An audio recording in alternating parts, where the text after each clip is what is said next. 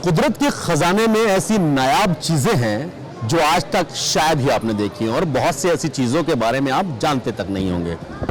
Uttar Pradesh pavilion के अंदर इस वक्त मैं मौजूद हूं और यहाँ पर एक शॉप ऐसी है जो शॉप आप वो एक स्टोन है। अमूमन आपने नॉर्मल स्टोन्स देखे होंगे, पत्थर देखे होंगे, लेकिन सबसे पहले मैं पत्थर दिखा दूं आपको। ये पत्थर आपको नॉर्मल होगा, दिख रहा होगा, लग रहा होगा कि इस पे आपने ये डिज़ाइन बनाया गया है, फूल पत्तियां बनाई गई हैं, लेकिन ये पत्थर अपने आप में बहुत ख़ास है। ख़ास कैसे है वो मैं आगे आपको बताऊंगा, क्योंकि कुदरत के ख़जाने में ऐसी ऐसी नायाब चीज़ें हैं जिनसे आज तक लोग बिल्कुल अनजान हैं।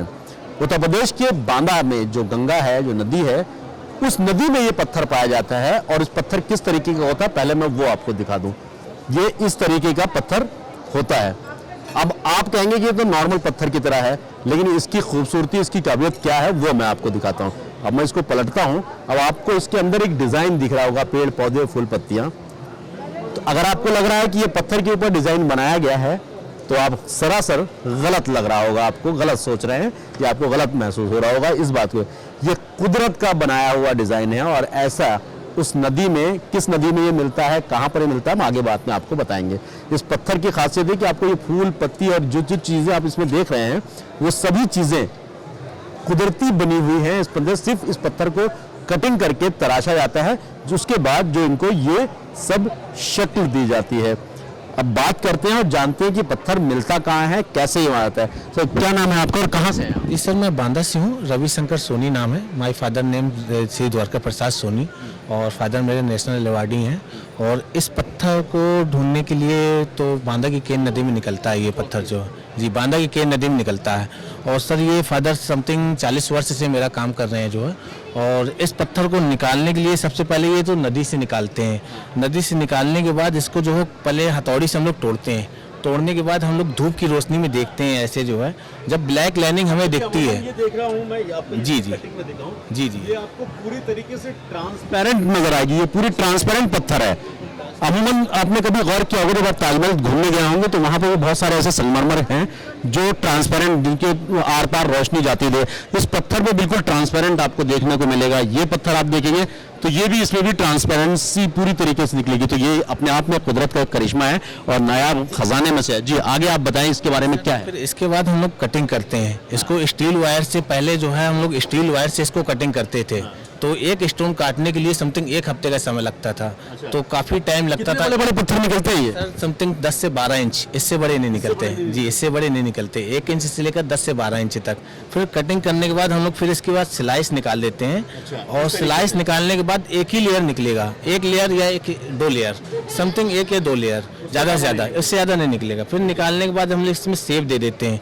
सेप देने के बाद फिर इसमें हम लोग घिसाई करते हैं। कई स्टेप में, जी कई स्टेप में घिसाई होती है। जो डिजाइन वगैरह दिख रहे हैं ये सारे, जी कुदरती सब बने जी, हुए हैं। अपने आप कुदरती ये सारे हैं। नेचुरल डिजाइन है, टोटल कुदरती डिजाइन है। ये गॉड की देन है जो है। ये ताज्जुब की बात है कि मतलब पत्थर के अंदर किस तरीके से आपको लगेगा नहीं कि ये साफ तौर पर लगेगा कि ये डिजाइन बनाया गया है, लेकिन ये डिजाइन बनाया कुदरत ने है, इंसानों के हाथ का बना हुआ नहीं है।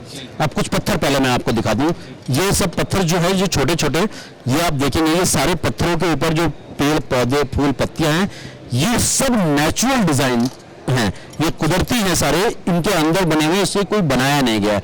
दूसरा ये आप देखिए, इस पत्थर को काटा गया है और उसके अंदर ये कुदरती पूरे जो पेड़ पौधे झाड़ियां और इस तरीके की चीजें हैं ये निकलते हैं। अच्छा जी जी आगे कुछ है? और सर इसमें जो कटिंग करने के बाद जो वेस्टेज निकलता था वो हम लोग पहले फेंक देते थे। फिर फेंकने के बाद एक आइडिया आया कि इस वेस्टेज को हम लोग फेंक देते हैं तो इसको क्यों ना हम लोग इसको यूज में ले लें, तो फिर हाँ इस्तेमाल कर लें। तो फिर हमने इसका आइटम बनाना शुरू कर दिया। देखिए इंडिया गेट रखा हुआ है।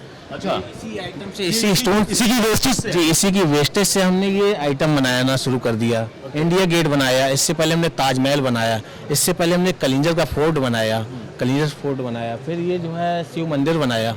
ये टेबल लैम्प माय फादर मतलब अवार्ड, इसी में अवार्ड मिला हुआ था जो नेशनल अवार्ड, इसी टेबल लैम्प। अब आप ये लाइट देख रहे होंगे, जो लाइट लैंप के अंदर जल रही है, पूरा पत्थर ट्रांसपेरेंट आपको नजर आएगा, रोशनी पत्थर से बाहर आ रही है।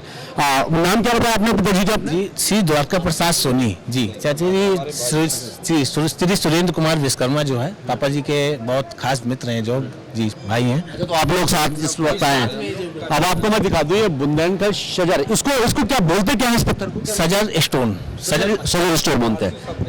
ये फारसी का शब्द है, बुंदेलखंड का शजर हस्तकला उद्योग।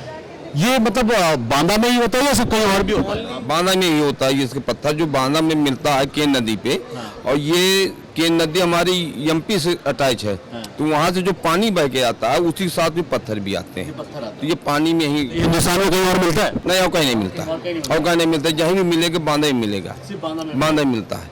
ये एक अहम बात है, कुदरत ने अगर कुछ चीजें दी हैं तो वो अलग अलग हर राज्य में कुछ ना कुछ खासियत होती है। अब इन पत्थरों की खूबसूरती आप देखिए कि इनको किस तरीके से तराशा गया, और उसके बाद ये लगा, ये पेंडेंट में आता है, ज्वेलरी में इस्तेमाल किया जा रहा है, और बहुत ही खूबसूरत और नायाब तरीके से। तो यूपी पवेलियन के इस हॉल में आप आएंगे तो इन पत्थरों को आप जरूर देखेंगे।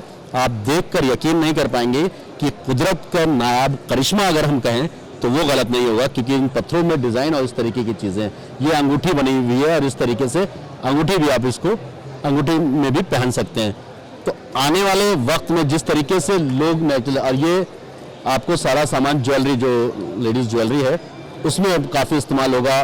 और ये डिज़ाइन आप देखेंगे, डिज़ाइन बहुत ही खूबसूरत तरीके से ये डिज़ाइन किया गया है। इसको बहुत उम्दा अगर हम कहें, अलग अलग तरीके से इसको ज्वेलरी के तौर पर दिया गया है। जेंट्स के फिंगर में अंगूठी के लिए भी है ये, दूसरी चीज़ और चीज़। अच्छा, स्पिरिचुअल भी इसकी कुछ मान्यता है क्या? जी, इसमें मानता है, इसकी जो हार्डनेस है 7 पॉइंट है, जो है मतलब कि जो डायमंड के बाद जो है, इसके बाद जो 7 इसकी हार्डनेस है। अच्छा। जी जी, और इसमें लैब में जो टेस्ट हुआ था तो 7 इसने बताया था कि 7 इसकी हार्डनेस है जो। जी जी। तो उत्तर प्रदेश के पवेलियन में ये आपको मिलेगा बांदा का शजर स्टोन क्राफ्ट, द्वारिका प्रसाद सोनी का ये स्टॉल। जब आप प्रगति मैदान आए, ट्रेड फेयर आए, तो इस स्टॉल पर आना बिल्कुल मत भूलिएगा, क्योंकि यहाँ पर आपको वो कुदरत का करिश्मा कहें या वो कुदरती चीज़ें आपको देखने को मिलेंगी जो शायद ही कभी आपने देखा होगा। कैमरा पर्सन वसीम के साथ सैयद मुबशर, ट्रेड फेयर, दिल्ली।